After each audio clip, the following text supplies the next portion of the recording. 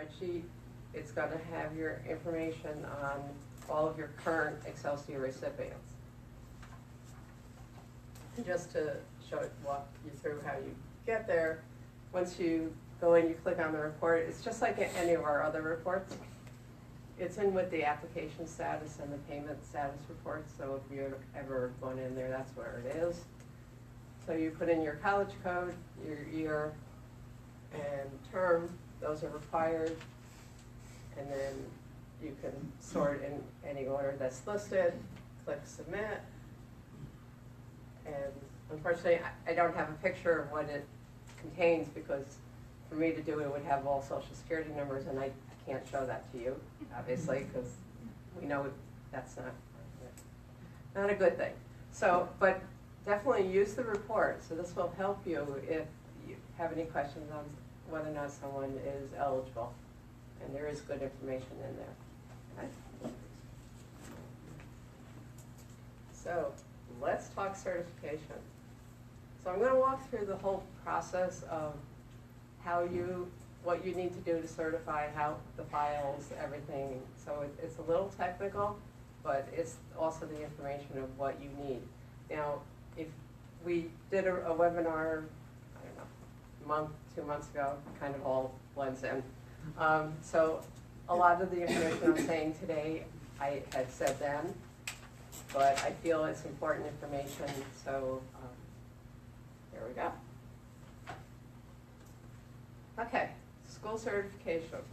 So at the end of each term, the school certifies the tuition rate charged to the student, the number of credits completed, cumulative credits earned, other scholarship amounts, number of credits enrolled and earned, and Excelsior Scholarship Award amount as estimated by your school, and the final term indicator if that's appropriate for that term. Now I'm going to talk a little bit about each of these fields as we go on. So how do you actually submit your certifications? So every Friday we send an Excelsior manifest, which is the HE 8976, to you. It's done obviously electronically, and you create the HE 8977, which is the Excelsior certification file, which comes back to HES with all of the information that you are providing for the student to be certified, decertified, whatever the case may be.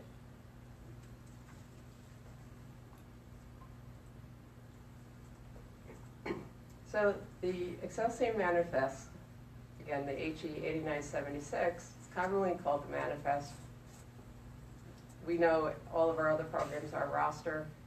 This is a different layout, so we wanted to kind of make it separate, so we're calling it a Manifest. It's outgoing to the schools on a weekly basis, and initially it contains all of the Excelsior recipients. That's all prior to certification.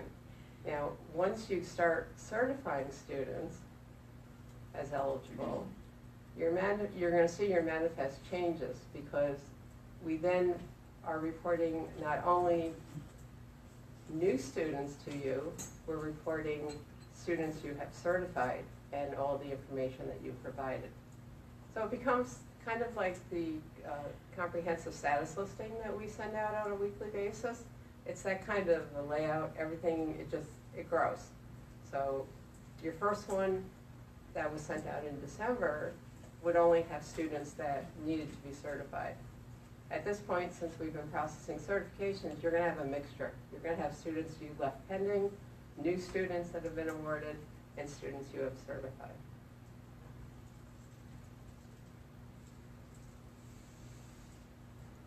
So the Excelsior certification file, the HE 8977, we call it the certification file.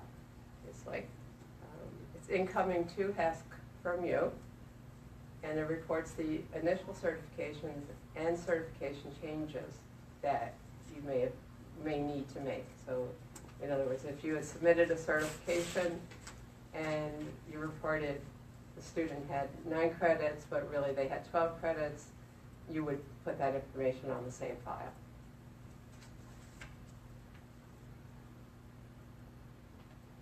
So now I'm going to talk a little bit about the specific fields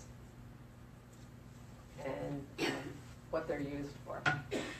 So on the certification file, again, the HE 8977, and the reason I keep reporting the numbers is because I think after a while people just know the numbers, not necessarily the names. Like everyone knows, or I would assume everyone knows, the HE 8069 is the TAP roster. You know, I mean, I get emails from school saying, you know, something about the 8069, not calling it a roster. So, however, you know, you think of things either by the name or by the report type or report number. So on the 8977, there are familiar fields, kind of same things that you're doing on the TAP side. So you have your term code, the academic year, the certification code. Now for Excelsior, values 2, 3, and 7 are not applicable. 2 is TAP only, 3 is withdrawn with tuition liability, and 7 is not matriculated. So those are not being used in the Excelsior certification. And there is an ADA status code.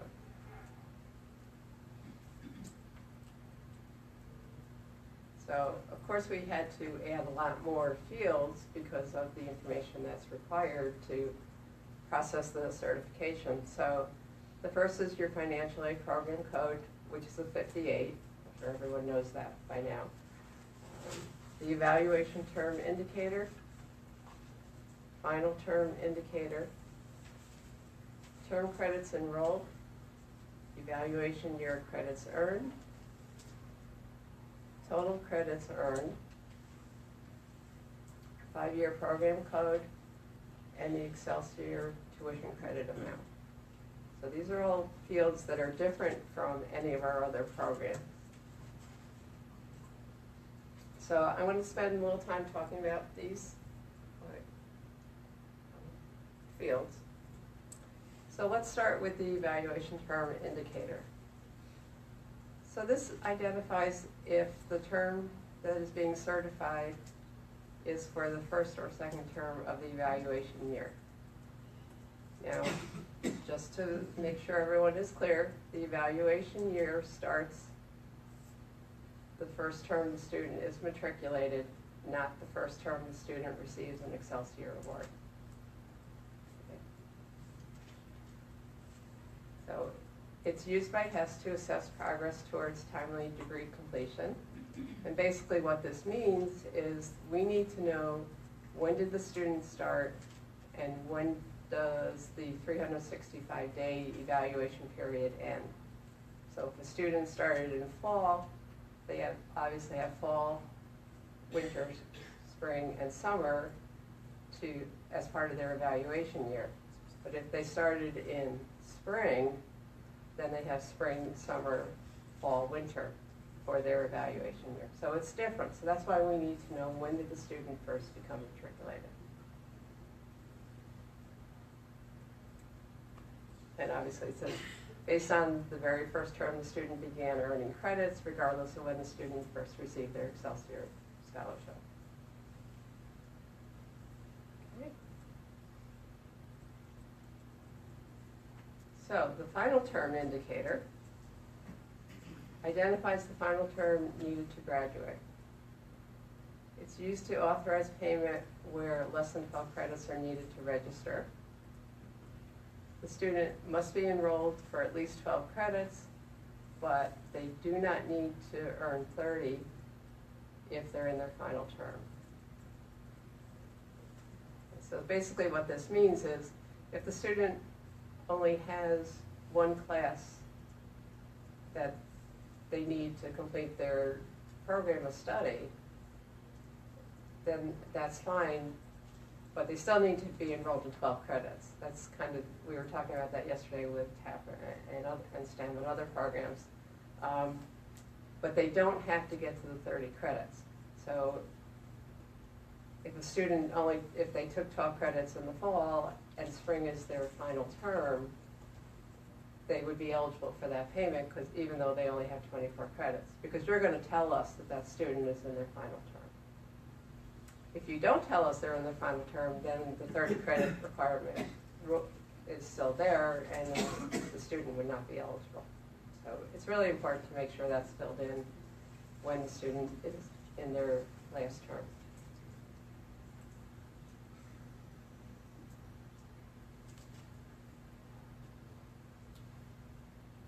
Okay, term credits enrolled. So this is the number of credits the student was enrolled for at the start of the term.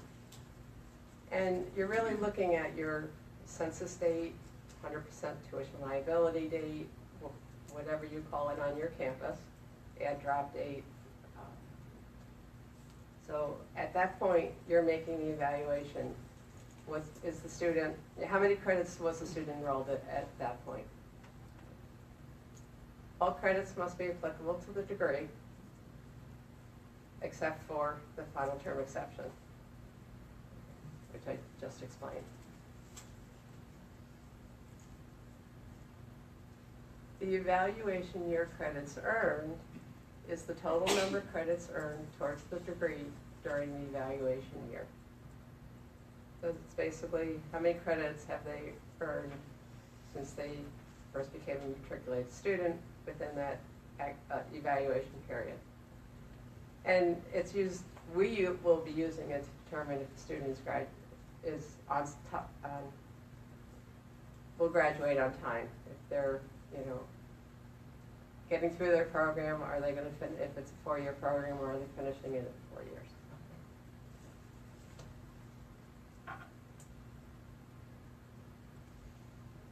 Okay, the total credits earned is used by HESC.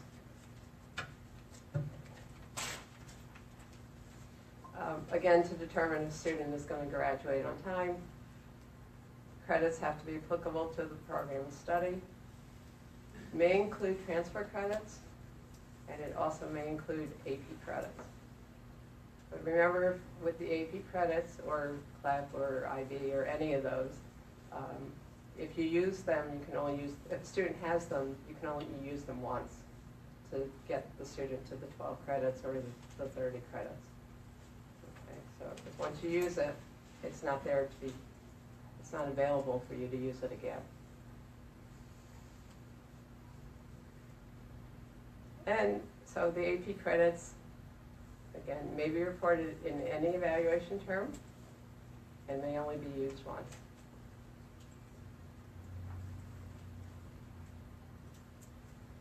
Okay, so the 5-year program code. This must be filled in, and it's used really to designate, for us to track how many payments a student can receive. So if a student's enrolled in a 4-year degree program, you would enter the 0, not applicable. If they're enrolled in a 2-year program, an associate program, it would be a 2. And if your student's enrolled in a 5-year program or opportunity program, it would be a 5.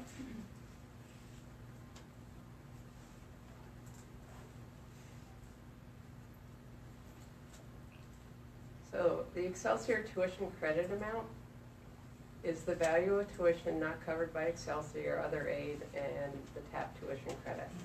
So this is all done through your estimate of the award. Because obviously you have all this information and we don't, so it's reported by you. And then when the information comes in, we go through your calculation, make sure it's correct, and then we will determine the final Excelsior tuition credit.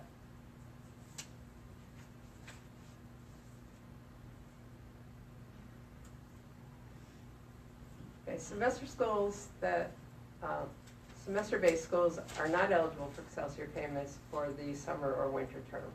So we are paying Excelsior for fall and spring only. But you may use the credits earned during either of those terms to add to either evaluation term 1 or 2, wherever the student may need to get to that 12 credit or 30 credit requirement. So I just want to make sure that everyone understands that those credits, if the student decides to attend the summer term and it's within their evaluation period, then you would add those credits back to the spring. When you certify, you would report them then.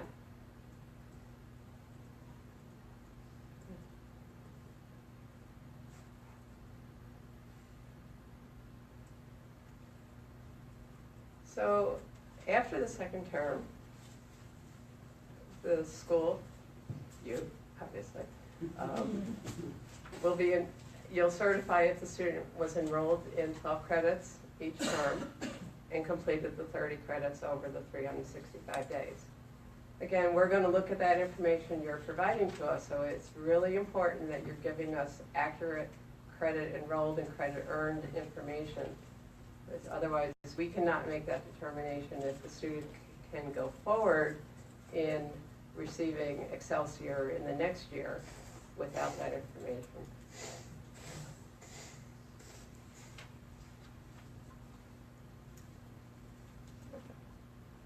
So now I'm going to talk, so obviously I talked about the files that you can send in. You also have the option of coming to the HESP website and certifying online.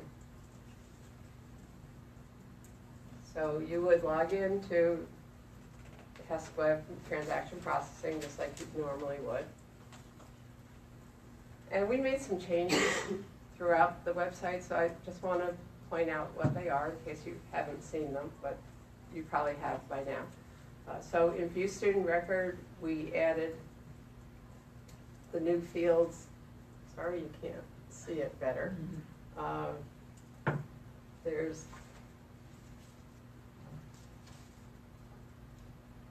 We added the Excelsior final payment indicator for 2-year and 4-year, and the Excelsior ADA indicator, because that's important because there's different rules for the ADA students. Towards the beginning of our processing, we added the Excelsior scholarship flag. That's the flag which indicates if the student is eligible for the full year, only for spring only, or not eligible at all. So that's important to look at that. So that's the new fields we added on there. This is still in, I'm still in View Student Record. So I'm sure you've all been in View Student Record and looked at students who have TAP, and then maybe they're receiving an award that we're paying on our scholarship system. So there's another block for the CSR data, which is Consolidated Scholarship Roster data. And then we added a new section for Excelsior payment data. So these are all the same fields that you're certifying to. Again, this is just a view of what you have submitted or needs to be submitted. This student, obviously, there's no certification information, but if there was, everything would be filled in. So as you're going through the certifications and they're being processed, if you go into View Student Record, you're going to see the information that you provided to us.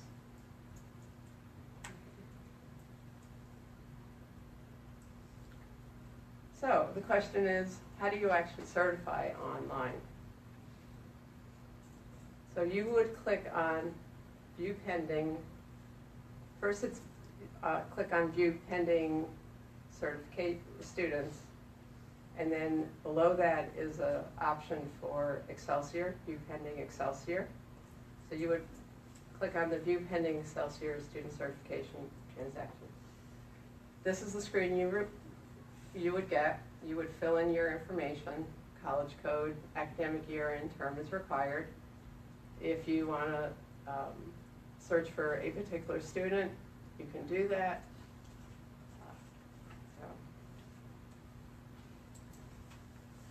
So when you fill in your information, the result will be a student will come up, or students. If you have more than one student pending, you'll get your whole list of pending. If you've never done any certification yet, you're going to see everybody that needs to be certified. These are the same people that are on your manifest that we are sending you on a weekly basis. So don't get scared if you see 100 here. If you go back and look at your manifest, you're going to see the 100 there also. These are students that you have not certified at all. Okay?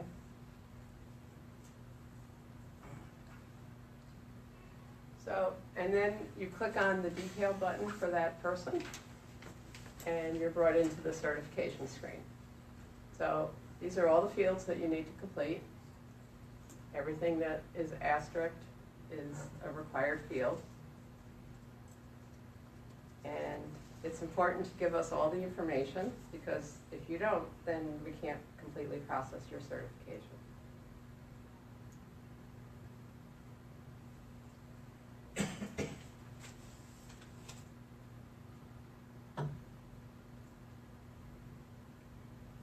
So this is for your pending students. If you've already submitted certifications, and maybe you entered something incorrectly, you gave us a wrong tuition or anything. So you would go into, you're searching in the same place, you'd go into View Correct Excelsior Student Certification Transactions. It brings you up, obviously it's the same screen, it's just a different function. So here you would do college code, academic year, and term. You can search by a student, or you can search by status. So you can search for approved, denied, errored, and HESP review. So depending on what you're looking for, you can identify your students. So if you only want to look at your certifications that errored out, just search for your errors.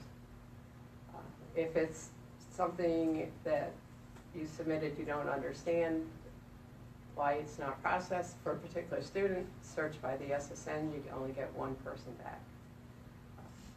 So, you know, the certification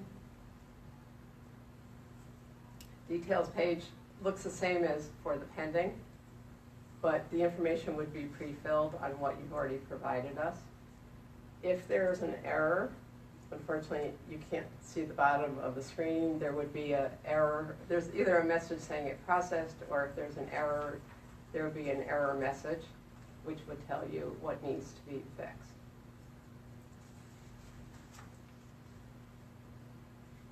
Okay.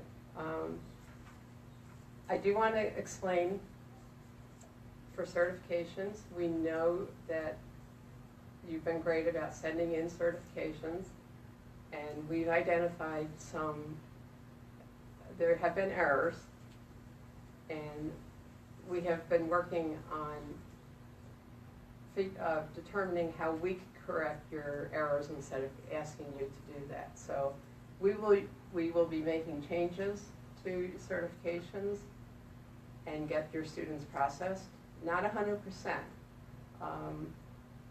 One of the big things is the 5-year program code. A lot of schools, that was one area that was a particular big area. So that's something that we're looking at, that we will be correcting in-house. We realized there's an issue with the different tuition that's required. For Excelsior, it's tuition only. For TAP, obviously, it's tuition and fee. So we're working on being able to fix those records too. Right now, it's in our test area being worked on. I was hoping that it was going to be done so I could come out and say, great news, we're going to, tomorrow we're going to be able to run all your certifications again. Well, unfortunately, I can't do that. But hopefully soon.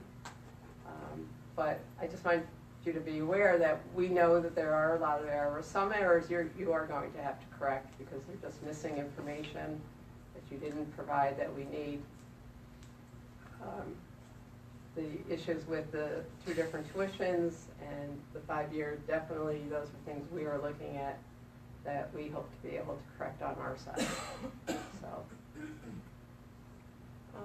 So once we get those changes into production, and you look at your students, you may see that, oh, now this student is going through.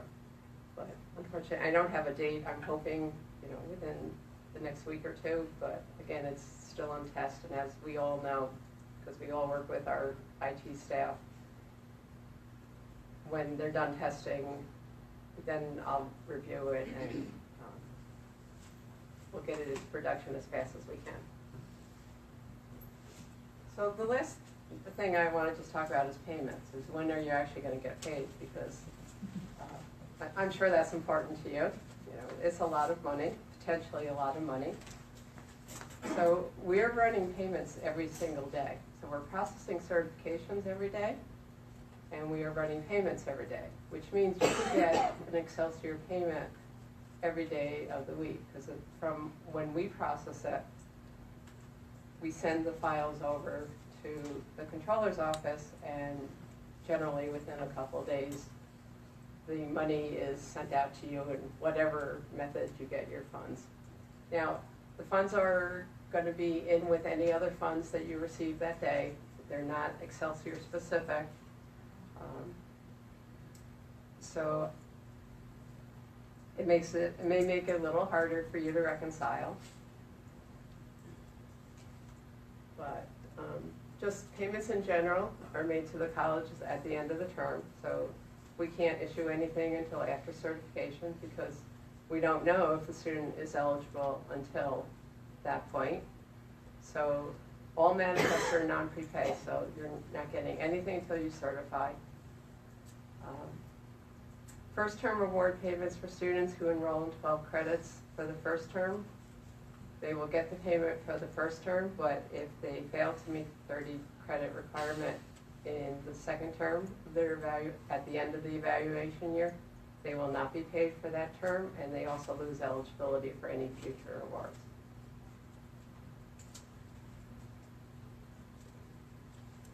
And this just says payments are made on a daily basis, and there is a new accounting report available on our website. You can also go to your SFS, log in there and see the payments.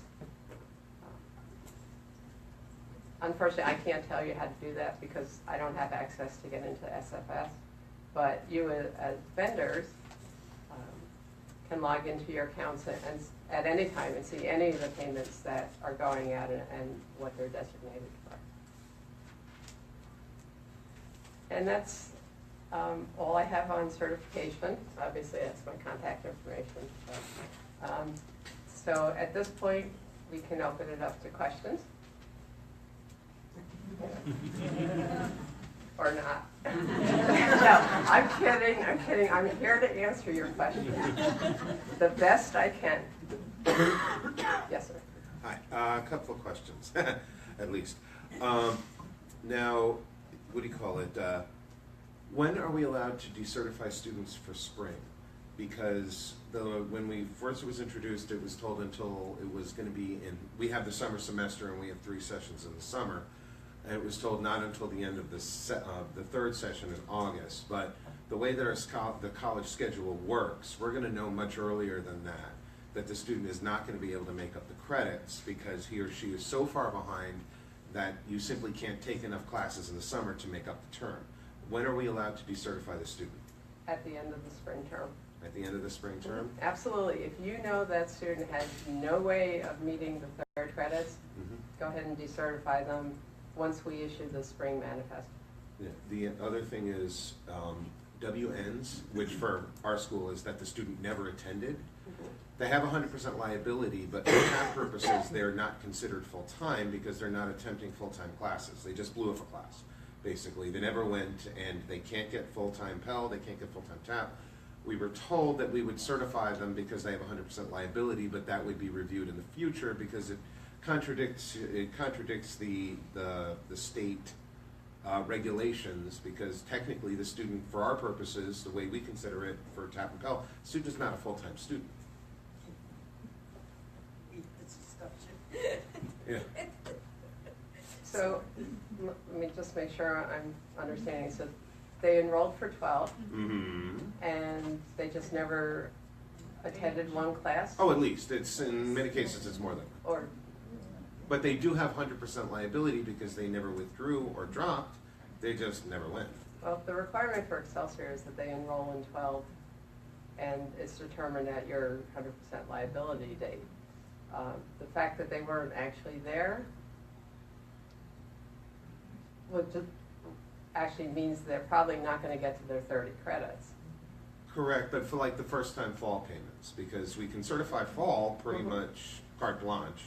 Right. But we have a lot of students who are, and I know that for the fall semester we would certify them for this semester. But going forward, it was supposed to be reviewed that maybe we shouldn't be considering them full-time students for Excelsior either. Has there been any clarification on that? No, at this point, certify them, they're enrolled, they incur the tuition liability. Mm-hmm. But I will just add that to my list of things to go back and verify. For TAP, would you consider that student? TAP, you have to have positive attendance. Yeah. No, it's the same thing. If they are full-time, incurs full tuition liability, you can certify the student. Even if But- you have knowledge that they never began the course. Okay, we need to do, I don't know if everyone knows, actually, this is being live streamed, so we have to try one person talking at a time, only for the people that are out in the world listening. It'll make it harder if we talk over each other. But with TAP, you're looking at good academic standing, so you're looking at the previous term. It's different things that you're looking at. So if they meet the good academic standing requirements and they're full-time, you charge them full-time, certify them for TAP. But in 25 years, I've always Yeah. not counted a course if I knew that they never attended that course. What I was taught. Yeah. Well, that, if I raise my hand. All right. Can you review that? I will, please? yeah, I'm adding that. Just give me 1 second.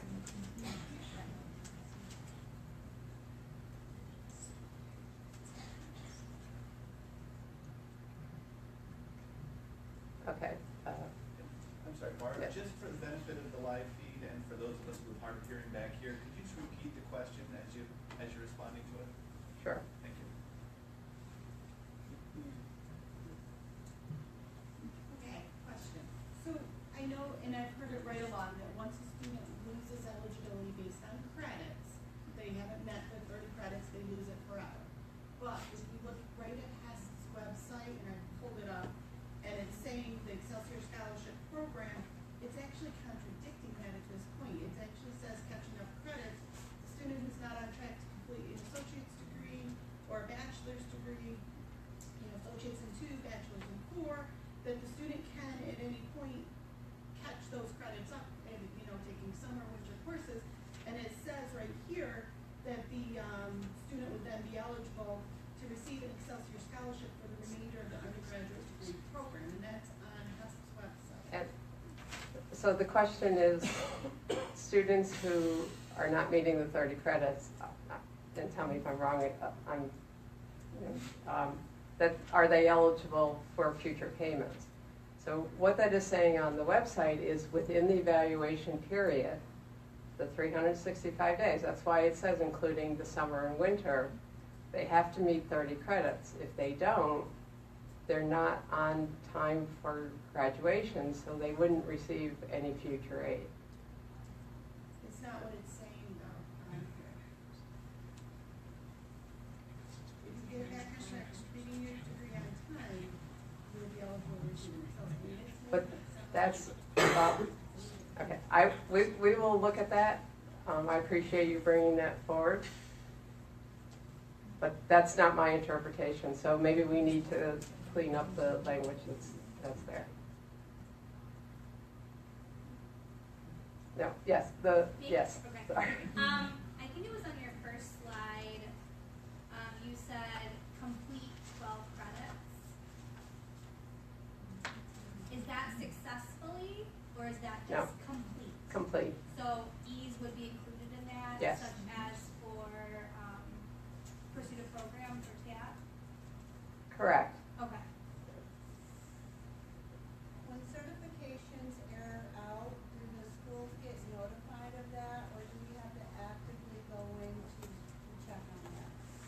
very good question. The question was, when certifications are out, do we notify you that there are errors? We don't. We expect you to come onto the HESC website and do a search, just like I showed you. You can search just for your errors, and then you'll get your list.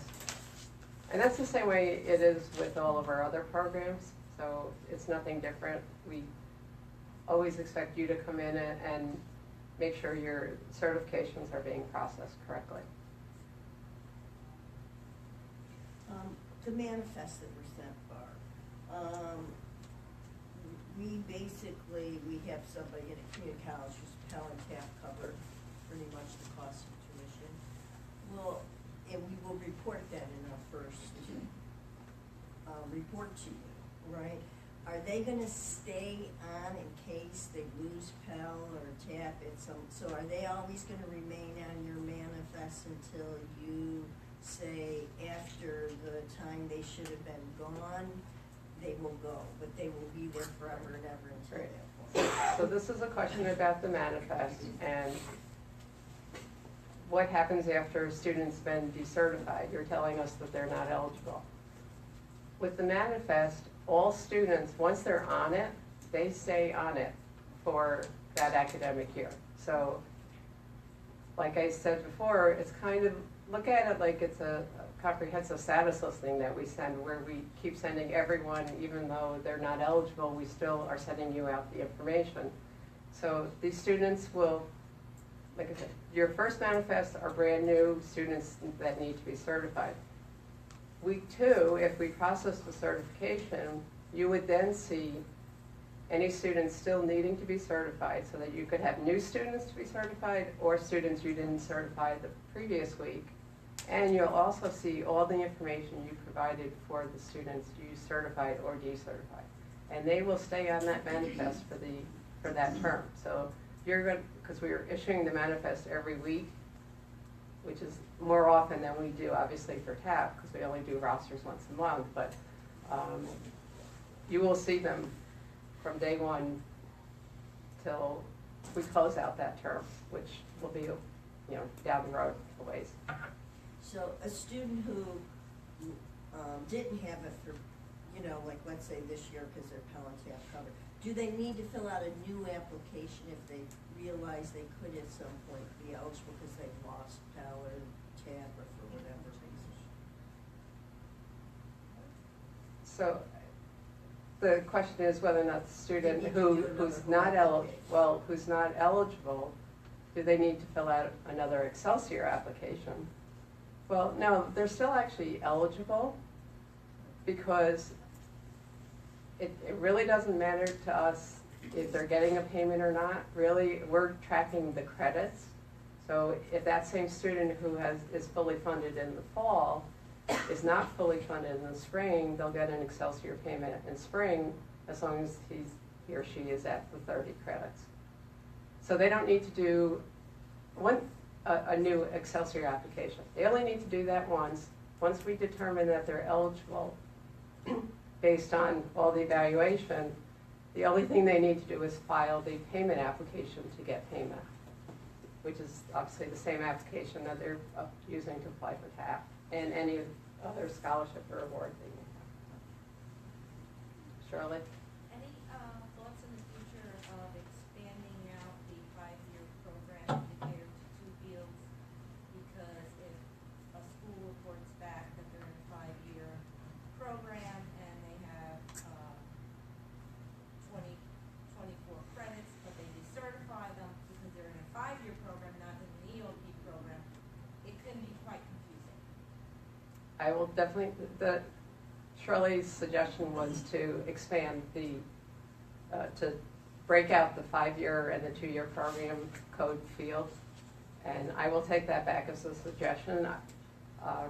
We may be able to do that. It's probably not something we can do right away, because we have a list of, besides what we're working on, we have a list of other things that we need to get done. So I will certainly add it to the list, because I think it's a good suggestion. In the Grace Fund. Yeah. So, we had, called HESC and we had a question, and then we actually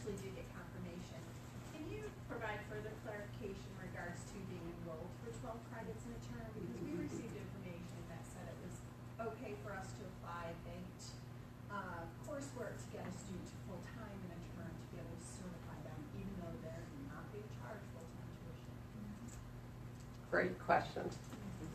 So the question is whether or not you can use bank credits to have a student meet the 12 credit requirement, or do they actually have to be enrolled in 12 actual credits? And the answer is you can use the bank credits to have the student meet the 12 credit requirement. But remember, if you use the bank credits, then they're gone. You can't use them in a future term. Well, hold on. Remember, we've got people out in the world listening to us, so.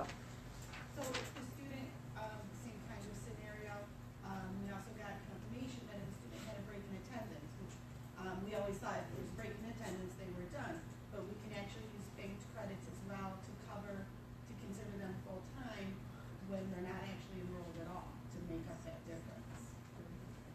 They wouldn't get a payment, but they would allow them to stay on track for Excelsior. And that, we did get that in writing as well, so we're just trying to verify and make sure that's correct. So, just so I'm sure I'm clear, so you're talking, a student has a break in attendance, Yep, they take a semester off, okay?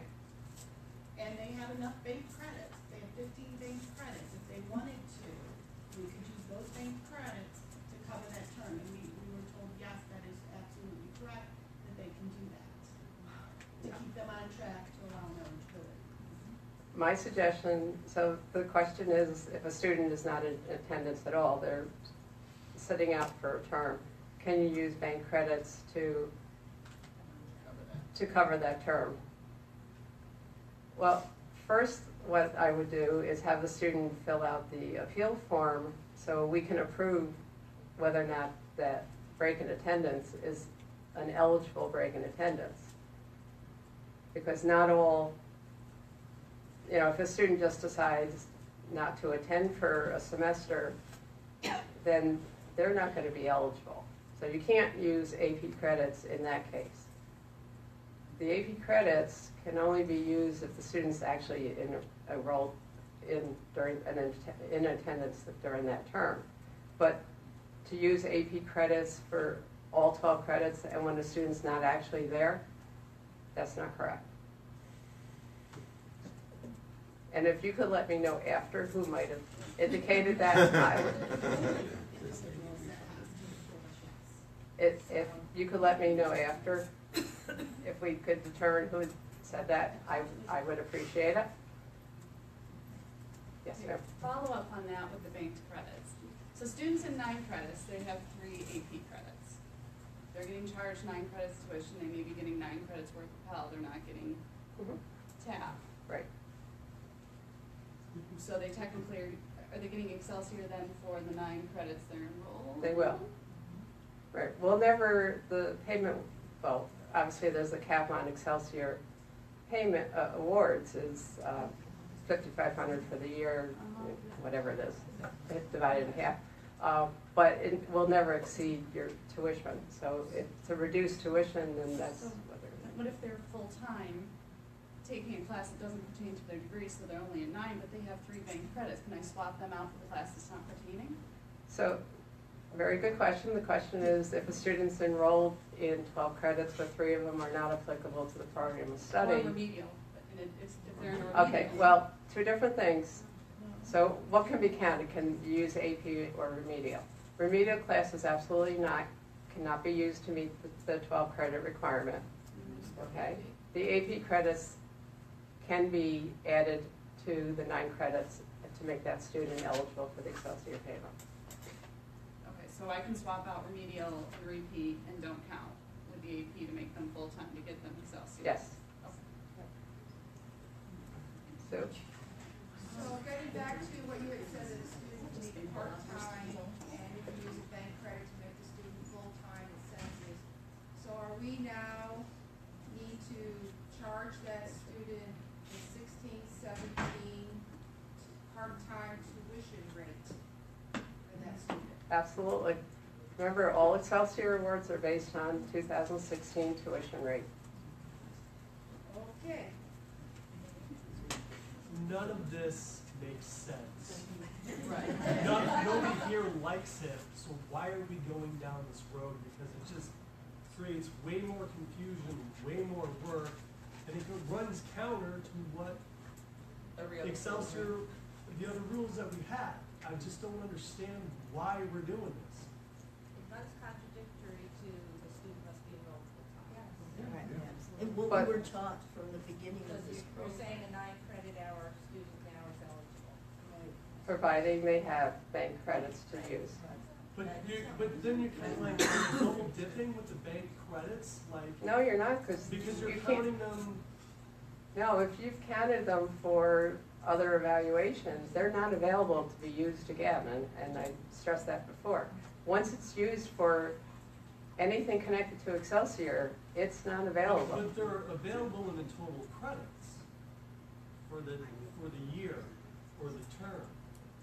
Correct.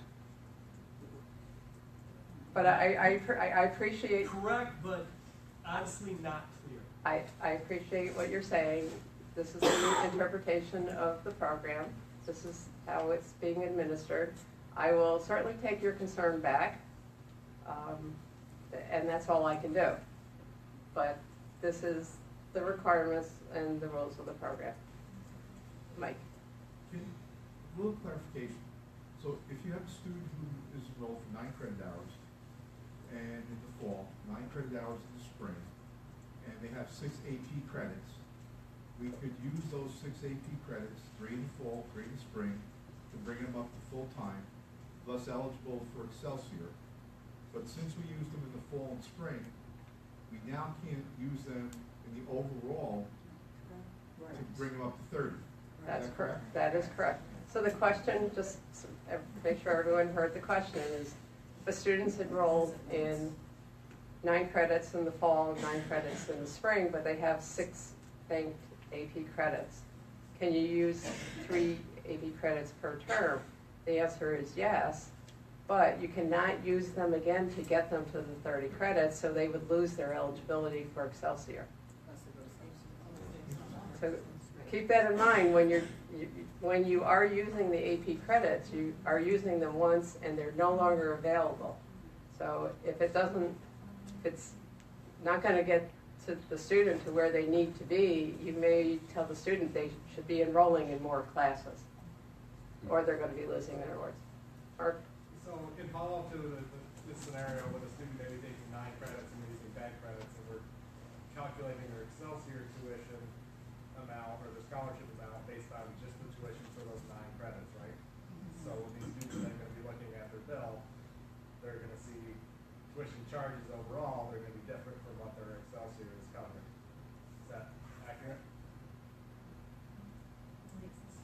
Well, Because we have to calculate it now separately, we're going to have to calculate the tuition charge for Excelsior scholarship purposes that's different from what but are you really, if the student's only enrolled in 9 credits, Yeah. are you charging them full-time tuition, or you're charging them part-time? Part-time, but if they're Right. taking some other courses that don't count or anything like that, it's just another case where the students are gonna be looking at. Well, that's true. If they're taking classes that are not applicable to their program of study, then, yeah, absolutely, you're gonna have different tuitions.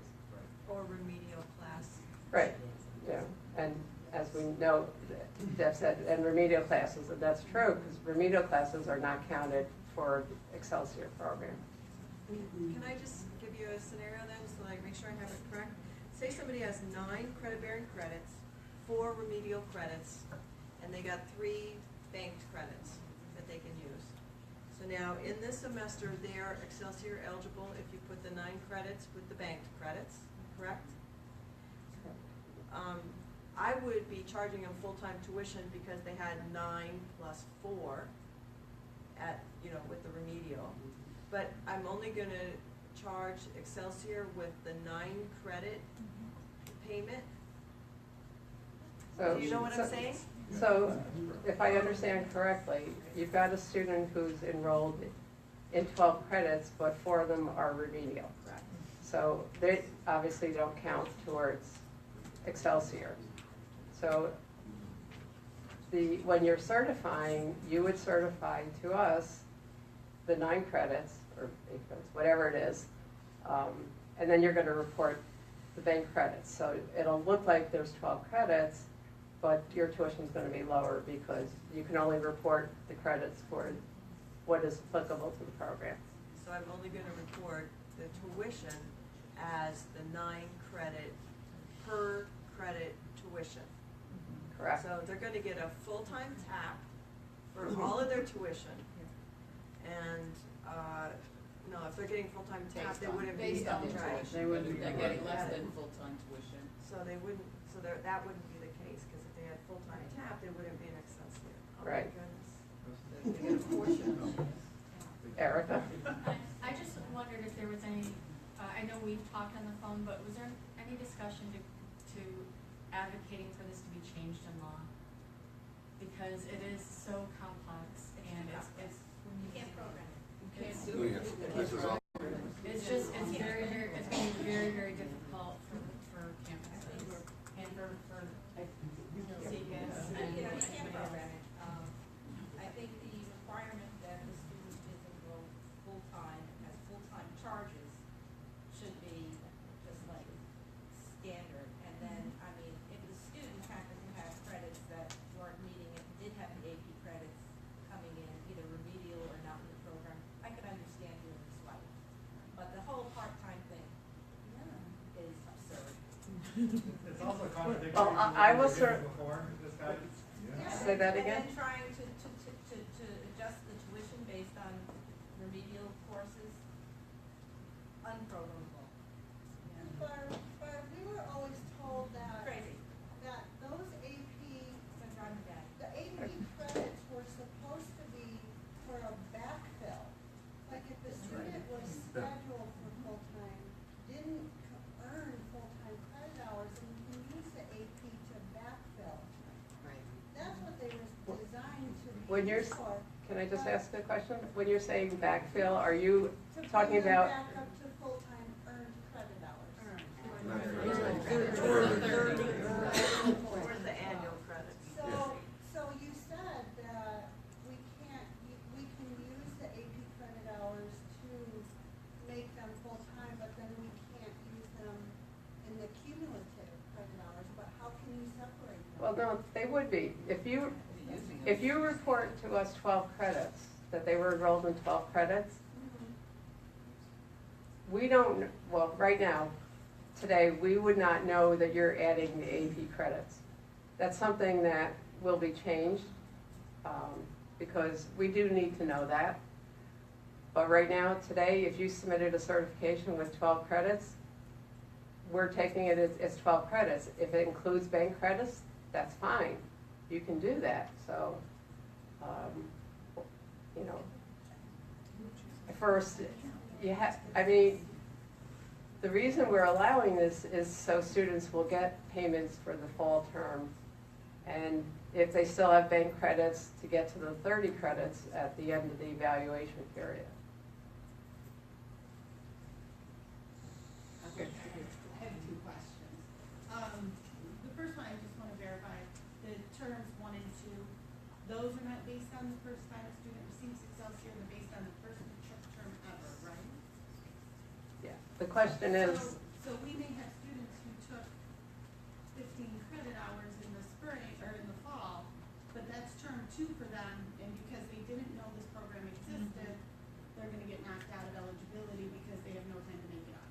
Right? unfortunately, that is correct, because they're at the end of their evaluation period.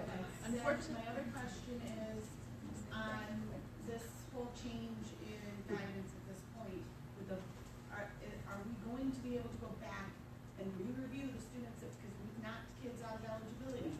Oh, absolutely. It's not eligible, and you can resubmit them now? Yes, yep. Okay. You can resubmit them. There may be a delay in processing, I'll just tell you that now.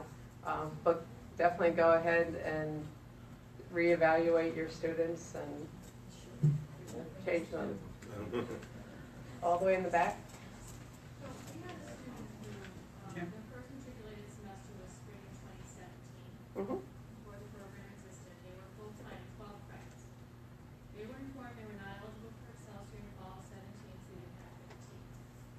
Student was aware of that, ended up taking 17 credits in fall of 17, so by the end of their entire first year, they were 30 credits.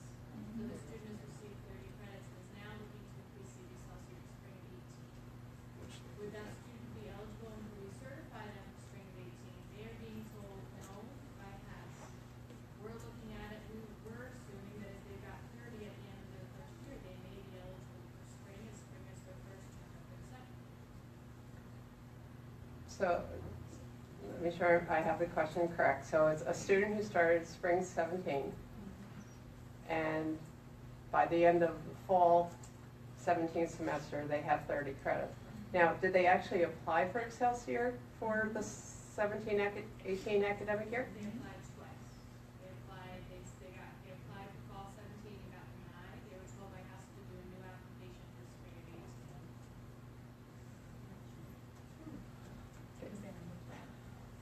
Why did they get denied? Yeah. They only had 12. They got denied No. because in spring of 17, they took 12 credits. They were told by House they couldn't. They needed couldn't receive 15. 12, they had to be 15 credits out Right, of they their had first to be semester. 15. He got denied fall of 17, was not eligible to receive Excelsior. He took it upon himself to take 17 credits in fall of 17, so he would have 30 by the end of his first year. Was told to reapply to House in spring. Okay. So the fact that he reapplied for the spring, it is good because yes, he'll get paid for that, the spring. Mhm. He Yeah. is being told he is not, and I talked to later about some sort of contact information for Sure. fall. Yeah, absolutely. Okay, it's almost 10 o'clock, so Mike? This is a comment, and it concerns me. We have nothing in writing as to what's going on.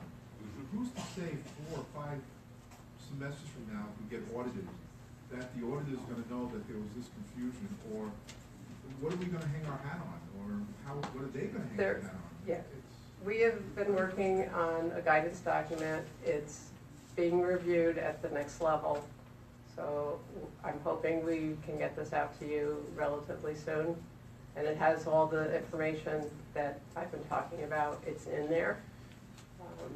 Obviously I can't share it with you because it's not a final document, but yeah, we've been working on it for a while. I apologize, but it is 10 o'clock and we do have to close this session up. But if you have other questions for Barb, please write them down. Send them to the contact information so she gets some responses back to us. Thank you very much, Barb. Okay.